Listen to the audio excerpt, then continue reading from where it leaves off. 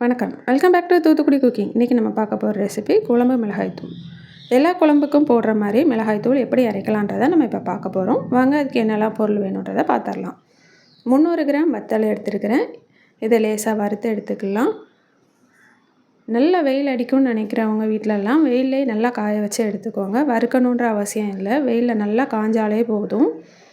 வெயில் இல்லாத நேரத்தில் நம்ம வறுத்து எடுத்துக்கிடுவோம். வத்தல் வறுக்கும்போது கமரும் அப்படின்னு நினைக்கிறவங்க கொஞ்சம் உப்பு சேர்த்துக்கோங்க. கல் உப்பு சேர்த்து வறுத்தோம்னா வத்தல் கமராது, இன்னொன்று பொடியும் கெட்டு போகாது. இப்போ இதை வேறு பாத்திரத்துக்கு மாற்றிடலாம். 150 கிராம் மல்லி விதை எடுத்துருக்கிறேன். இதை நல்லா வறுத்து எடுத்துக்கிடுவோம். வாசம் வரணும், அது வரைக்கும் வறுத்து எடுத்துக்கலாம். நம்ம வறுக்கிற எந்த பொருளும் கருகிராமல் பார்த்துக்கோங்க. மீடியம் ஃப்ளேம்லேயே வச்சு வறுத்து எடுத்துக்கோங்க. இப்போ மல்லி விதை வறுத்தாச்சு. இதை வேறு பாத்திரத்துக்கு மாற்றிட்டு 50 கிராம் கடலைப்பருப்பு எடுத்துருக்கிறேன். இதையும் வறுத்து எடுத்துக்கலாம். கடலைப்பருப்பு லேசாக செவந்து வந்தால் போதும்.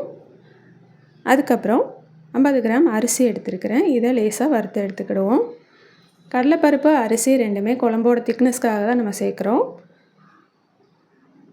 அதனால் 50 கிராம் போதும். இப்போ இதை வறுத்தாச்சு. அடுத்து 50 கிராம் மிளகு எடுத்துக்கிடுவோம். இதை லேசாக வறுத்து எடுத்துக்கிடுவோம். மிளகுல நிறையா மருத்துவ குணங்கள் இருக்குது. கண்டிப்பாக மிளகு சேர்த்துக்கோங்க, சேர்க்காமல் இருக்காதீங்க. இதை வாசம் வர வரைக்கும் லேசாக வறுத்து எடுத்தாச்சு. இப்போ அதுக்கப்புறம் 50 கிராம் அளவு ஜீரகம் எடுத்து வறுத்துக்கிடுவோம். ஜீரகம் வாசம் நல்லா பிடிக்கும்னு நினைக்கிறவங்க 50 கிராம் பதிலாக 75 கிராமாக கூட எடுத்துக்கலாம். லேசாக பொரிஞ்சு வர்ற அளவுக்கு வறுத்து எடுத்துக்கோங்க. இப்போ ஜீரகம் நல்லா வந்துருச்சு. இதை நம்ம வேறு பாத்திரத்துக்கு மாற்றி வச்சுருவோம். 25 கிராம் வெந்தயம் எடுத்துருக்கிறேன். கடலைப்பருப்பு, அரிசி, மிளகு, ஜீரகம் இது எல்லாமே தனித்தனியாக 50 கிராம் எடுத்தோம். வெந்தயம் மட்டும் 25 கிராம் எடுத்தால் போதும். அது லேசாக செவந்ததும் மாற்றிட்டு 10 கிராம் அளவு காயம் எடுத்துருக்கேன். கட்டி காயம் எடுத்து வறுத்து வச்சுக்கலாம். 10 கிராம்ன்றது ஒரு 7 பீஸ் அளவு இருக்கும், அவ்வளோதான், குட்டி குட்டியாக. இதை வறுத்துட்டு ஆஃப் பண்ணியாச்சு. காயம் இந்த மாதிரி நல்லா பொரிஞ்சு வரணும். இப்போ எல்லாத்தையும் ஒன்று போல் நம்ம ஆற விட்டுறலாம். வறுத்த பொருள் எல்லாமே ஒரே பாத்திரத்தில் தான் போட்டு வச்சுருக்கிறேன். இது நல்லா ஆறினதும் நம்ம மிஷினில் கொடுத்து திரித்து எடுத்துக்கிடுவோம்.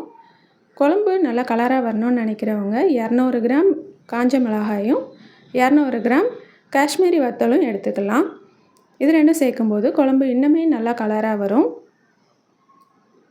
இப்போ நம்மளோட குழம்பு மிளகாய்த்தூள் சூப்பராக ரெடி ஆயிருச்சு. நீங்களும் உங்கள் வீட்டில் செஞ்சு பார்த்து எப்படி இருக்குன்னு சொல்லுங்கள். என் சேனல் பிடிச்சிருக்குன்னா லைக் பண்ணுங்கள், ஷேர் பண்ணுங்கள், சப்ஸ்கிரைப் பண்ணுங்கள். ஏற்கனவே சப்ஸ்கிரைப் பண்ண சப்ஸ்கிரைபர்ஸ்க்கும் வியூவர்ஸ்க்கும் என்னோட நன்றிகள். நன்றி, வணக்கம்.